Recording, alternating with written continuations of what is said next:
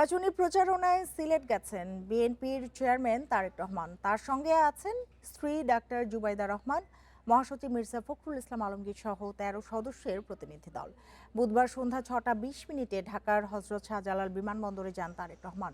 ৭টা ২০ মিনিটে সিলেটের উদ্দেশ্যে রওনা হন তিনি। রাত ১২টার দিকে হজরত শাহজালালের মাজার জিয়ারত করবেন তিনি। বৃহস্পতিবার সকালে সিলেট আলিয়া মাদ্রাসায় তারেক রহমানের নির্বাচনী সমাবেশ। এরপর সড়ক পথে রাজধানীতে ফিরবেন তিনি। ফেরার পথে মৌলভীবাজারের আইনপুর খেলার মাঠ, হবিগঞ্জের শায়েস্তাগঞ্জ মাঠ, ব্রাহ্মণবাড়িয়া সরাইল, কিশোরগঞ্জের ভৈরব স্টেডিয়াম, নরসিংদী শহর এবং নারায়ণগঞ্জের রূপগঞ্জের গাউসিয়ায় সমাবেশে বক্তব্য রাখবেন তিনি।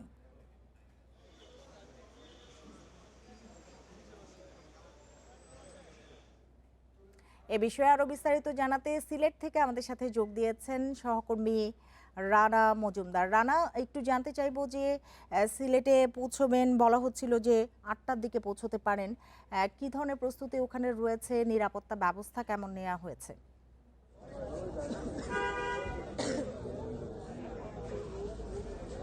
দেখুন, তারেক রহমানকে বহনকারী বিজি 227 ফ্লাইটটি ৭টা ৫৬ মিনিটে কিন্তু সিলেট উসমানী আন্তর্জাতিক বিমানবন্দরে এসে পৌঁছেছে এবং আমরা এয়ারপোর্টে অবস্থান করছি বর্তমানে। এবং এখানে কিন্তু অসংখ্য নেতাকর্মীদের ভিড় এবং নিশ্চয়ই আপনি ক্যামেরা ফ্রেমে দেখতে পাচ্ছেন যে অল্প সময়ের মধ্যেই হয়তো তাকে বহনকারী যে গাড়িটি রয়েছে বাংলাদেশ, সেই গাড়িটি হয়তো এখান থেকে ছেড়ে যাবে এবং সেই প্রস্তুতিই কিন্তু এখন নেওয়া হয়েছে।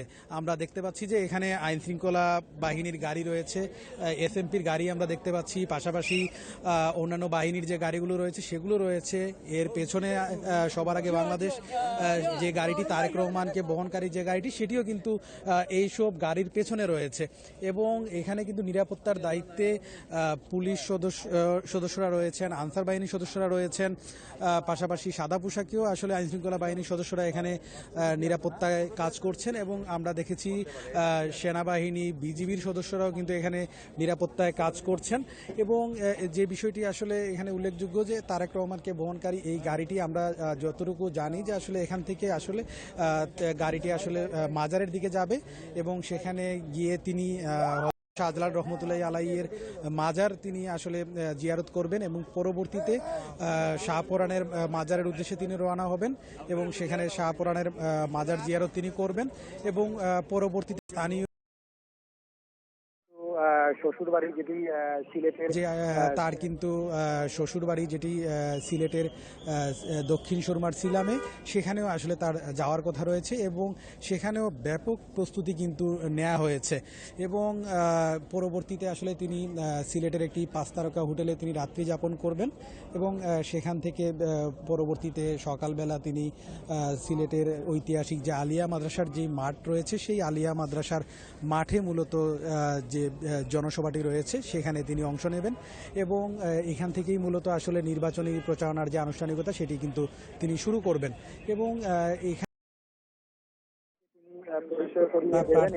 বিএনপি তাদেরকে তিনি পরিচয় করিয়ে দেবেন এমনটি কথা রয়েছে। পাশাপাশি এখানে স্থানীয় যারা রয়েছে, স্থানীয় বিএনপির সদস্যরা সহ লাখো জনতার উপস্থিতি থাকবে বলে আমরা জানতে পেরেছি। স্থানীয় বিএনপির পক্ষ থেকে এমনটি বলা হয়েছে। তো সিলেটে তারেক রহমানের সফরকে নিয়ে সিলেট এয়ারপোর্ট থেকে এই ছিল আমার কাছে সবশেষ।